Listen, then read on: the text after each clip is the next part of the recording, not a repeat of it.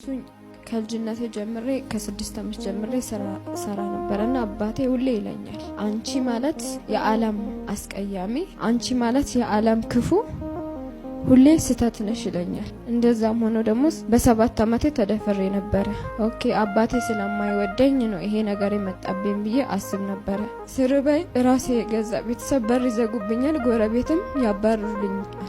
አባቴ ሁሌ ይሰድበኛል፣ ሲገርፈኝ ሰውነቴ ስጋ ካልወጣ ደም ካላየ አይተወኝም። ዘመድ ጋር ሲሄድ አይፈልጉኝም፣ ትሸጃለሽ ይሉኛል። ትምህርት ቤት ሲሄድ ከክላስ ትውጣልኝ ይሉኛል። ግራ ገባኝ።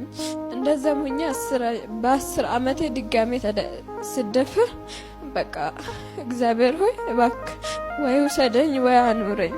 ግን አንድ ቀን ብቻ ደህና ምግብ በልቼ ደህና ልብስ ለብሼ እንድሞት ብቻ አድርገኝ። እንዲህ እየራበኝና እንዲህ እየበረደኝ እንዳትወስደኝ እለዋለሁ ሁሌ እግዚአብሔርንና ከዛ ለ15 ቀን ወደኩት። ስላመመኝ መነሳት አቃተኝ። ከወገብ በታች ሰውነቴ ሁሉ ነገር አልንቀሳቀሳለኝ። ቤተሰቦቼ መጋዘን ውስጥ ወስዶ ጣሉኝና እግዚአብሔር በውሻ 15 ቀን ቀለበኝ። አንዳንድ ሰዎችን አሰነጥላለሁ። እኔ ነገ ትልቅ ቦታ ደርሼ ብዙ ሰዎችን እኔ ካለሁበት እንዳይሆኑ አወጣለሁ ብዬ ሳስብ አንቺ እኮ እርኩስ ነሽ፣ ስጀምር ምን ብለሽ ነው የምታወሪው? ረክሰሻል እኮ ተደፍረሻል እኮ ሰው ጣልቶሽ እኮ ውሻ መግቦሻል። አንቺ እኮ ሰው አይደለሽም፣ አቅም የለሽም። አፍሽን ዝም ብለሽ ዘግተሽ ቁጭ ብለሽ እስክትሞጪ ጠብቂ ይለኛል ውስጤ።